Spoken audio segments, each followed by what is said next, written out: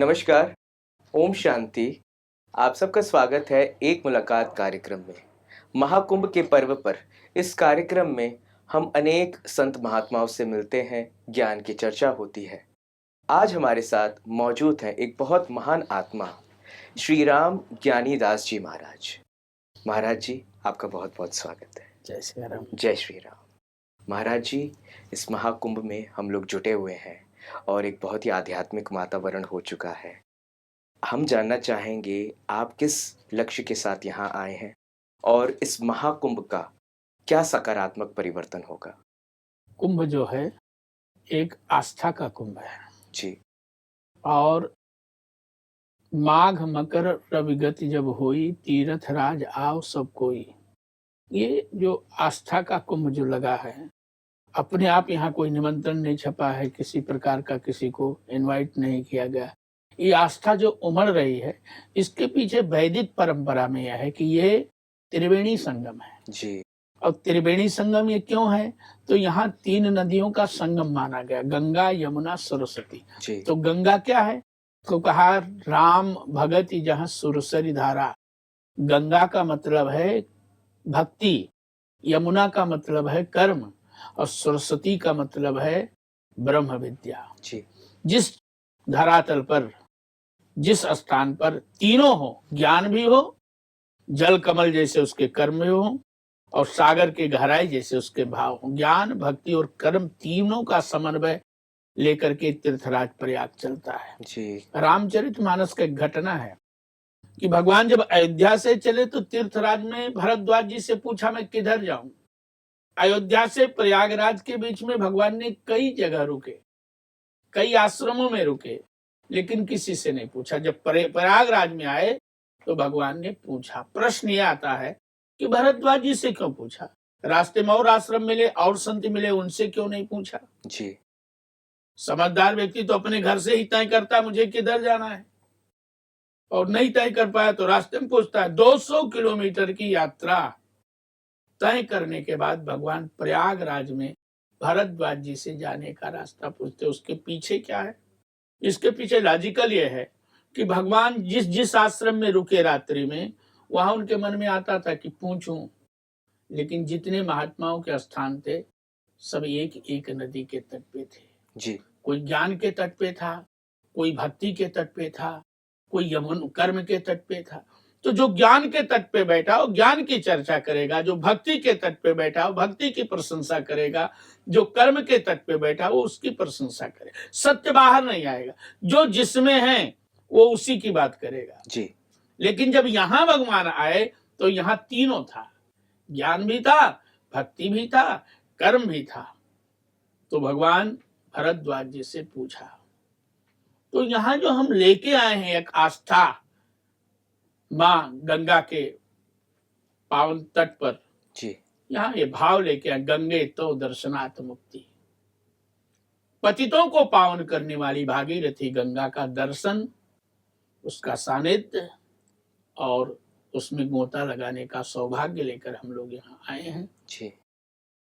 और यहाँ संतों के दर्शन दुर्गम, संतों का जिनका दर्शन नहीं हो सकता, अपने अपने तपोभूमि हिमालय को छोड़ करके आज गंगा के तट पे त्रिवेणी संगम में लोग टेंटों में कुटिया बना के, घास के नीचे धुना लगा के, नाना ये भारत एक में अनेकता का दर्शन हो रहा है। जी। है अनेक में एक का होना, है अनेक में एक का होना। जी।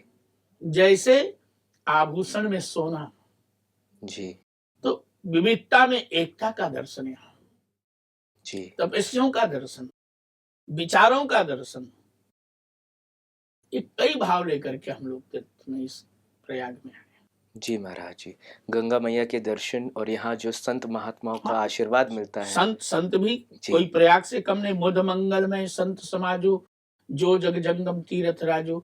संत तो चलता फिरता प्रयाग है। जी। उसके जीवन में ज्ञान भी है, उसके जीवन में कर्म भी है, उसके जीवन में भाव भी है। तीनों लेकर के जब संत चलता है तो इस संत में भी हम तीर्थराज प्रयाग का दर्शन करते। जी। जी महाराज जी, बिल्कुल। महाराज जी, हम आपसे आपकी जीवन यात्रा के बारे में जानना चाहेंगे। किस प्रकार से आपकी ये आध्यात्मिक यात्रा शुरू हुई? ये यात्रा ऐसा है कि देखो, एक प्रकार एक होता है होना, एक होता है बनना। जी और जो संत हैं वो बनते नहीं, जी वो होते हैं।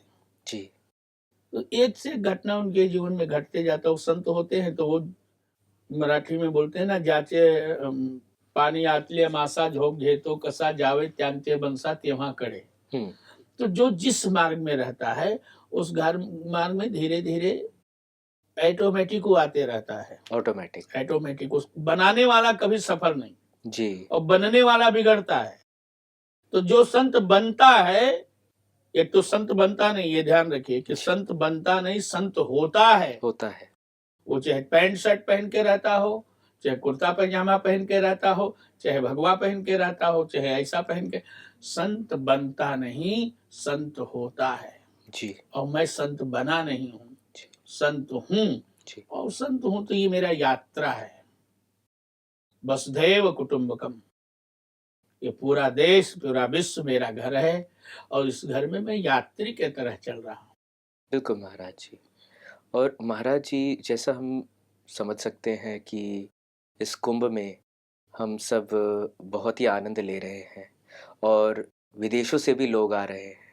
तो हमारी संस्कृति ने किस प्रकार से पूरे विश्व को स्वीकार कर लिया, जैसे गंगा मैया हम सबको स्वीकार कर रही हैं, सब कोई आके स्नान कर रहे हैं, उसी प्रकार से हमारे सनातन धर्म ने सबको स्वीकार किया है। अच्छा, अब बताइए, जी हमारा कहने का मतलब कि सनातन सत्य है, जी ये ध्यान रखिए। जी सनातन सत्य है और सनातन सबको समा लेने का एक धर्म है। जी सनातन सबको समाहित करने की क्षमता है।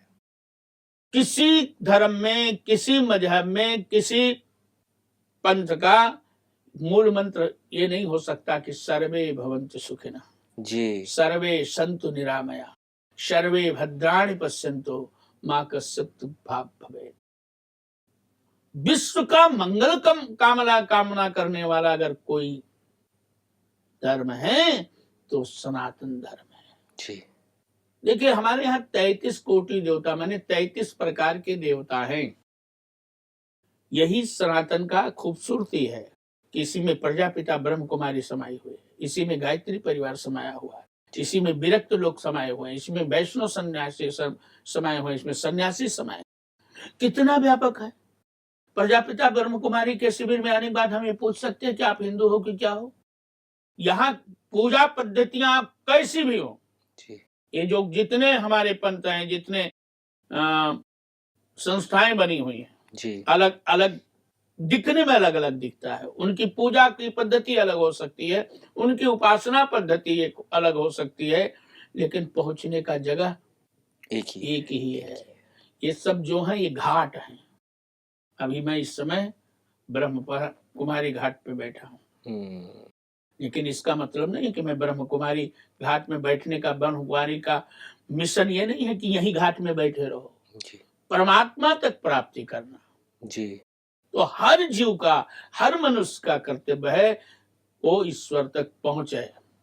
किस साधना के माध्यम से वो पहुंचेगा, किस पद्धति से पहुंचेगा, किस विचारधारा से पहुंचेगा, ये जो है अलग अलग हो सकता है, लेकिन पहुंचने का स्थान, कबीर जी ने कहा कि कबीरा कुआं एक है, कबीरा कुआं एक है, पनिहारी अनेक, करने वाले अनेक हैं, बर्तन भी सबके अलग अलग हैं, फिर भी सब में जल है, ये जल है एक। ऐसा है कि एकता में अनेकता में एक को देखना है, अनेक में एक का होना जैसे आभूषण का सोना, इसीलिए समता का भाव जगाकर जगराम सिया में देखो। जी, जगराम सिया में देखो। बिल्कुल जी महाराज जी, जैसा आपने बताया कि लक्ष्य हमारा एक है, परमपिता परमात्मा, बट वहां तक पहुंचने के रास्ते अलग अलग हैं। अरे इतना व्यापक समाज है, इतना व्यापक लोग इसमें सनातन में हैं कि एक उपासना पद्धति से सबको एक ही घाट से तारोगे तो जैसे हो गया अभी 29 जनवरी को, इसलिए अलग अलग व्यवस्थाएं बनाई गई, अलग अलग सिस्टम बनाया गया, अलग अलग उपासना की पद्धतियां बनाई गई। इतने लोगों को, कुछ लोग आप संभाले, कुछ लोग कुछ संभाले, कुछ लोग, ऐसे तमाम संगठनों के माध्यम से, उपासना पद्धतियों के माध्यम से परमात्मा को जोड़ने का ये मिशन है। जी जी महाराज जी, बिल्कुल बिल्कुल, ये बहुत ही अच्छा मिशन है। अनेकता में एकता, जैसे आप बोल रहे हैं, एकजुट होके हम सब साथ में परमपिता परमात्मा के साथ योग लगा रहे हैं। और महाराज जी, हम आपसे जानना चाहेंगे योग के बारे में, कि आज का जो मनुष्य किस प्रकार से योग और ध्यान को अपनाए और किस प्रकार से वो अपने जीवन को खुशहाल और स्वस्थ बना सकता है। देखिए, योग का भी कई प्रकार, एक वासना से योग बनता है जी और एक उपासना से योग बनता है। जी वासना योग के माध्यम से अगर हम उपासना में जाते हैं तो भ्रमित हो जाएंगे, हम्म दिशा भूल जाएंगे। उपासना के साथ जब अगर योग में आते हैं, हम्म। एक योग होता है केवल स्वास्थ्य के लिए, उसको कोई लेना देना नहीं है, लेकिन एक योग होता है उपासना के माध्यम से योग। जैसे हमारे प्रजापिता ब्रह्म कुमारी के बहनें गांव गांव में मेडिटेशन ध्यान केंद्र खोल करके ईश्वर को जोड़ने का काम करते हैं, ये उपासना का ध्यान है, जी उपासना का योग है। और एक क्लासें चल रही हैं, उसके लिए हार्ट किडनी लीवर आपका ठीक रहे, आप स्वस्थ रहें, योग करें, रहे निरोग, ये मिशन अलग है, ये दो प्रकार का है। उसको वासना के साथ जोड़ा जाता है। और जो प्रजापिता ब्रह्म कुमारी के माध्यम से है, भारत के साधु संत जो योग करते हैं, वो उपासना को लेकर के चलते हैं, किसी आराध्य को पकड़ के चलते हैं। जी। तो महाराज जी, योग क्या सिर्फ आसन प्राणायाम मुद्रा ही है, या इसके परे भी कुछ है? क्योंकि लोग समझते हैं कि वो अपने स्वास्थ्य के हिसाब से देखते हैं तो कि वो हो गया, वो अभी आपको बताना वासना की दृष्टि से। हम्म। व्यक्तिगत उसमें ईश्वर नहीं है, हम्म उसमें केवल शरीर तत्व है। हम्म। ये ठीक नहीं है, नहीं बोला मैं, लेकिन परमार्थ के साथ परमात्मा को पाना, ऐसी उपासना हो, ऐसी योग हो, ऐसी साधना हो, शरीर भी निरोग रहे और हम परमात्मा तक पहुंचे भी, परमात्मा से हमारा तार भी बन जाए, डोरी भी बन जाए। शरीरम आद्य खलु धर्म साधनम, शरीर धर्म का साधन भी है और साधना का मूलभूत स्रोत भी है, तो आपको दोनों करना है। जी जी महाराज जी, हम जानना चाहेंगे कि आजकल लोग इतना बिजी हो गए हैं अपने काम में, और उनको समय नहीं मिल रहा है अपने लिए, और टाइम निकाल के कहीं पे कुछ साधना करना या कुछ तपस्या करना। तो किस प्रकार से वो कम समय में, किस प्रकार से वो अपने आप को समय दें? एक तो उनका जो रुझान है थोड़ा भगवान की तरफ बढ़े, जिससे उनका कल्याण हो सके। तो इसमें आप बताइए कि महाराज जी, कैसे वो समय निकाले पहली बात अपने तो लिए? समय कम नहीं है किसी के पास, हाँ ये मान के चलिए। बिल्कुल। इसको मैं नहीं मानता कि समय नहीं है। मनुष्य का मूलभूत आवश्यकता क्या है? रोटी, रोटी, कपड़ा, कपड़ा और मकान। मकान। और आज की स्थिति में भारत में सब में एक परिपक्व है, सबके पास किसी चीज की कमी नहीं कमी है, नहीं ना है। रोटी की कमी है, ना कपड़ा की कमी है, हम्म ना मकान की कमी है। हम्म। उसके बाद भी लोगों के पास समय नहीं है। बोले क्यों? उसके पीछे सत्संग नहीं है। जी हमारा जीवन सत्संग से परे हो गया। जी। हम 60 हैंड रास्ता निकालते जा रहे हैं। हम्म। समस्या का हल केवल 60 हैंड रास्ता नहीं है। जैसे गाय के कत्ल खाना खोल रहा है और आप गौशाला खोल रहे हो, क्या समस्या का समाधान गौशाला है? आज गांव गांव में वृद्धाश्रम खोल रहे हैं बुद्धों की सेवा के लिए, क्या ये वृद्धाश्रम समस्या का हल है? जी नहीं। छोटी साधना, छोटी उपासना, छोटी योग ये समस्या का हल नहीं। समस्या ये हल है कि लोगों के पास समय क्यों नहीं है, इस पर भी चिंतन करना चाहिए। उसके पीछे मेरा लॉजिक है कि लोग वाह के चाह में जीवन भर आह आह कर रहे हैं। वाह, लोग कह दें वाह क्या स्टूडियो आपने बनाया, आप कह दें हमको वाह क्या आपने बोला। अच्छा, वाह कह दें हमारा काला टाइट होता है। जी जीवन में हर व्यक्ति इस प्रकार, इस समय भी किसी भी प्रकार की कोई कमी नहीं, जी। लेकिन फिर भी वो समय नहीं दे रहा है। समय नहीं है बोलता है, क्यों नहीं कह रहा? क्योंकि उसके जीवन में अब वाह के चाह बढ़ गया। ₹50 कपड़ा पहनने वाला व्यक्ति अब 5,000 का कपड़ा पहनने लगा, खर्चा बढ़ाया। किस लिए बढ़ाया?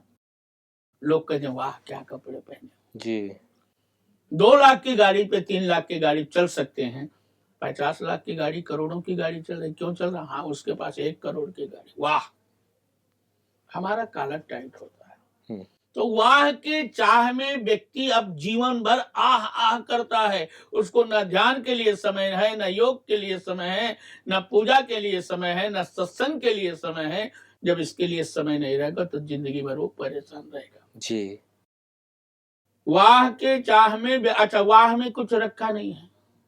इधर से पढ़ोगे तो वाह, इधर से पढ़ोगे तो हवा। जी लेकिन वाह क्या है?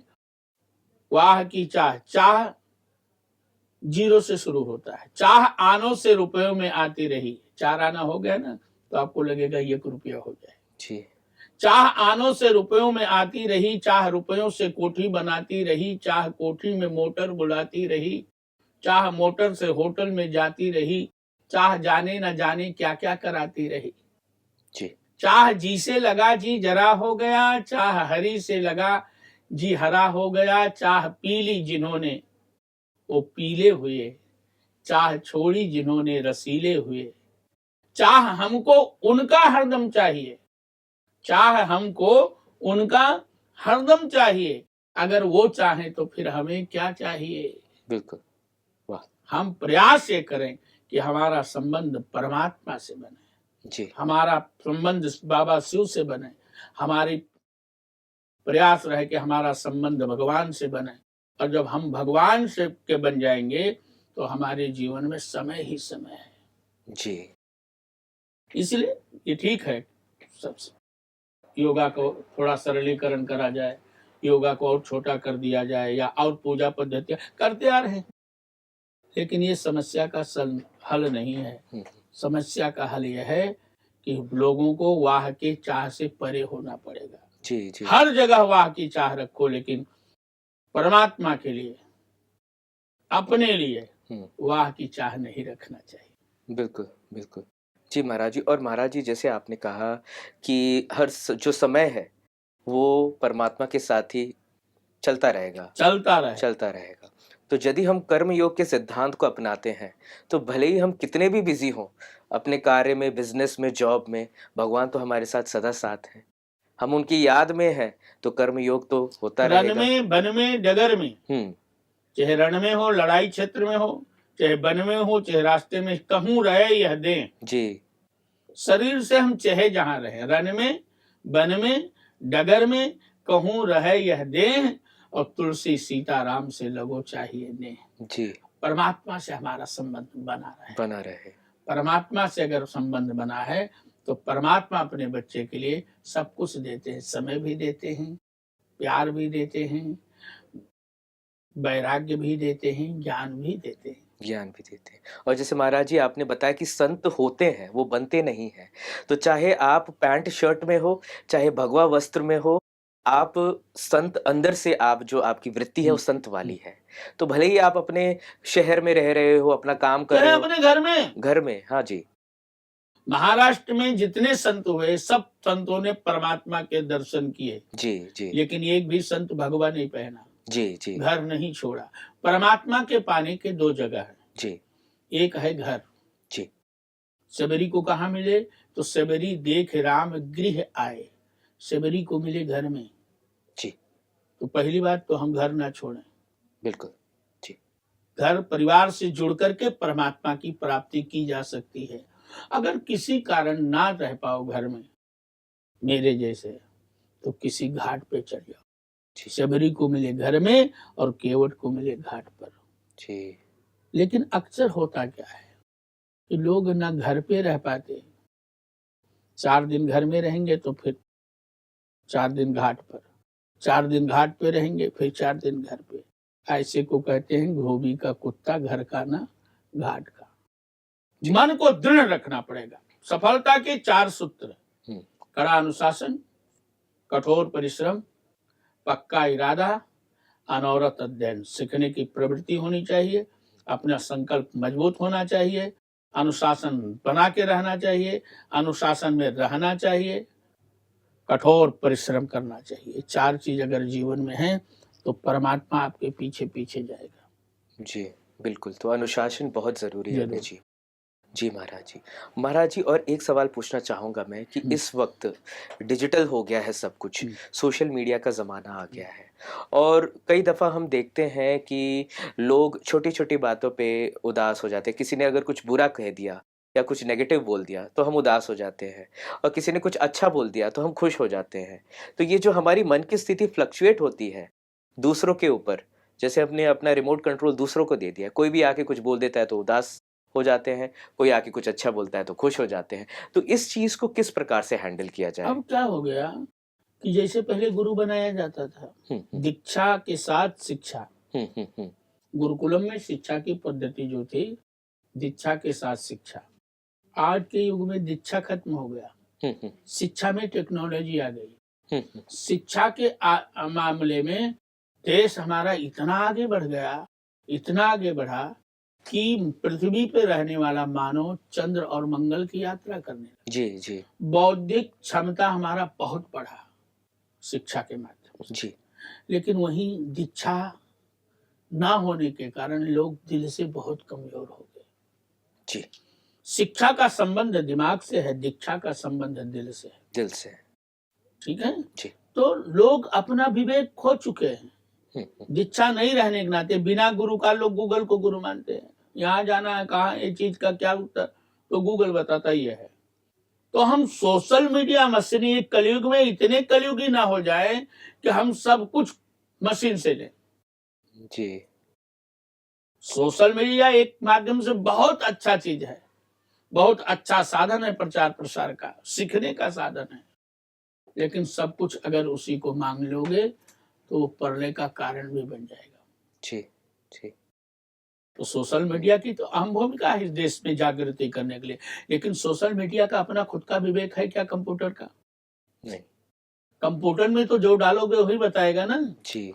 तो गुरु का जो संबंध है वो खुद का विवेक है। वो विवेक शून्य जीवन अगर हम जिएंगे तो यही स्थिति होगा। प्रशंसा में प्रसन्न हो जाएंगे और थोड़ा सा किसी ने निंदा किया उसमें दुखी हो जाएंगे। मन की गति जो है, वाह की चाह, वाह की चाह। प्रशंसा माने वाह, हम्म। और प्रशंसा नहीं मिला तो हमारा मुंह फूल जाता है। जी। तो आज लोगों को अच्छा अच्छा सुनने का आदत पड़ गई। सत्संग नहीं है, सत्संग ना होने के नाते लोग विवेक खोल दिए हैं, और विवेक खो देने और ध्यान में नहीं जाएंगे, मेडिटेशन में नहीं जाएंगे, सत्संग में नहीं जाएंगे तो मनमुखी सदा दुखी। सोशल मीडिया, कंप्यूटर, टेक्नोलॉजी के उपयोग ज्ञान से जो लोग ज्ञानी बनेंगे वो सदा परेशान रहेंगे। जी। देखो रावण को 10 सर थे, तो क्या 10 सर रहे होंगे? 10 सर का मतलब है रावण सामान्य व्यक्ति से बौद्धिक क्षमता 10 गुना थी। जी। सर में बुद्धि कहाँ है? खोपड़ी में है। जी। तो 10 खोपड़ी थी, इस अर्थात रावण का सामान्य व्यक्ति से बौद्धिक क्षमता 10 गुना ज्यादा था। जी। लेकिन उसके जीवन में अहंकार भरा था, सत्संग नहीं था, योग नहीं था, मेडिटेशन नहीं था, और कुछ था भी तो स्वार्थ के लिए था। अगर तपस्या भी करता था तो खुद के मतलब के लिए। तो राष्ट्रीय वयम जागृयाम पुरोहिता, संस्था का मिशन, गुरु का मिशन, संत का मिशन, ज्ञानी का मिशन राष्ट्र की जागृति के लिए होना चाहिए। जी महाराज। व्यक्तिगत जागृति के लिए नहीं। जी। और महाराज जी, हम जानना चाहेंगे कि आप यहाँ महाकुंभ में ब्रह्मा कुमारीज के परिसर में आए, आपने प्रदर्शनी देखी, आपका कैसा अनुभव रहा? ऐसा लगा कि बिना बैठे सबको प्रैक्टिकल अनुभूतियां हो रही। यहाँ मुझे अभी सतयुग से कलयुग, कलयुग से सतयुग की ओर कैसे जाना है, झांकियों के माध्यम से एकदम सटीक परिभाषित कर रहा है। जी। और आने के बाद मुझे ये लगा कि मैं कोई देवलोक में आ गया हूँ। जी। तो इन देखिए, सब लोग प्रवचन नहीं समझ सकते। हमारे यहाँ भगवत प्राप्ति के 2-3 जगह हैं। एक है शास्त्र, दूसरा है धाम। गीता रामायण महाभारत हम पढ़ते ही, शास्त्र हो गया। दूसरा हो गया धाम। धाम, जी। तीसरा है लीला। हम्म। नाम, धाम और लीला। जी। तो चलचित्रों के माध्यम से, झांकियों के माध्यम से, प्रदर्शनी के माध्यम से ये लोगों के मन में ऑटोमेटिक घुसता है। जी। और अध्यात्म की ओर मुड़ने के लिए सहज तरीका प्रजापिता ब्रह्म कुमारी आश्रम में यहाँ भी दिखा। यहाँ के लोगों का व्यवहार, अभिवादन, ओम शांति, जो प्यार भरा लोगों से। तो आज के जमाना में कोई बातें बलजबरीश नहीं हो सकता है। जी। अगर हमको धर्म और राष्ट्र का काम करना है तो कहीं कहीं हम लोगों में भी नम्रता चाहिए। यहाँ के लोगों में नम्रता दिख रहा है। जी। तो अभिभूत हूँ मैं यहाँ आकर के, बहुत अच्छा लग रहा है। जी। जी। अभी आप लोग 7 दिन का वो ध्यान शिविर भी लगाते होंगे कि नहीं लगाते? जी, 7 डेज मेडिटेशन कोर्स। हाँ, तो हम पहले पिछले कुंभ में प्रयागराज में मेरे शिविर के बगल में ही आप लोग का शिविर था। जी। जी। तो वहाँ मैं जाता था, 7 दिन का कोर्स किया था। जी। और गोंदिया साले कसम हमारी प्रजापिता ब्रह्म कुमारी की बहनें हैं, सम्मान से कभी कभी बुलाती हैं, आश्रम में दर्शन के लिए भी आती हैं, विजिट भी देती हैं, अपनी छोटी मोटी प्रदर्शनियाँ लगाती हैं। तो पूरे देश में क्या कहूँ मैं, तो पूरे विश्व में प्रजापिता ब्रह्म कुमारी सनातन को बचाने में लगी है। जी। जितने लोग बचे हैं कम से कम धर्मांतरित तो नहीं होंगे, जी। सनातन से जुड़े तो रहेंगे। तो सनातन के लिए बहुत उपकार का कार्य आपका प्रजापिता ब्रह्म कुमारी के लोग कर रहे हैं और बहुत युग संदेश समाज को दे रहे हैं। और समाज ने इनके विचार, इनके संदेश, बाबा शिव का संदेश जन तक पहुँचे, ये मेरी अभिलाषा है। जी महाराज जी, आपके इन शब्दों का बहुत बहुत शुक्रिया। महाराज जी, आप हमारे कार्यक्रम में आए, आपने अपना कीमती समय दिया और बहुत सारी ज्ञान की चर्चा हुई। बहुत बहुत शुक्रिया। धन्यवाद। तो साथियों, जैसा कि आपने सुना, आज का मनुष्य वाह वाह के चक्कर में पड़ा हुआ है। वो चाहता है कि कैसे उसे लोगों की तारीफ मिले, लोगों की वाह वाह मिले। आज अगर वो 200 रुपए की शर्ट पहन रहा है तो वो चाहता है कि कल वो 1000-2000 की शर्ट पहने। क्यों? क्योंकि लोगों से उसे वाह वाह चाहिए, लोगों की तारीफ चाहिए। और जब उसे वो तारीफ मिलती नहीं है तो वो उदास हो जाता है। और जब कोई तारीफ करता है, कोई कुछ अच्छा बोलता है, तो वो खुश हो जाता है। तो ये जो मन उसका फ्लक्चुएट हो रहा है, इसका कारण है सत्संग की कमी। तो साथियों, अपने जीवन में आध्यात्मिकता को अपनाएं, उसे प्रायोरिटी दीजिए। रोज सुबह या शाम कुछ समय निकाल के कुछ आध्यात्मिक क्लासेस सुनिए, लेक्चर्स सुनिए, आध्यात्मिक गीत सुनिए, जिससे आपके जीवन में बहुत ही सकारात्मक परिवर्तन आएगा। तो साथियों, इसी के साथ आज के कार्यक्रम को यही विराम देंगे और अगली बार फिर एक स्पेशल गेस्ट के साथ मुलाकात होगी। तब तक के लिए दीजिए हमें इजाजत। नमस्कार।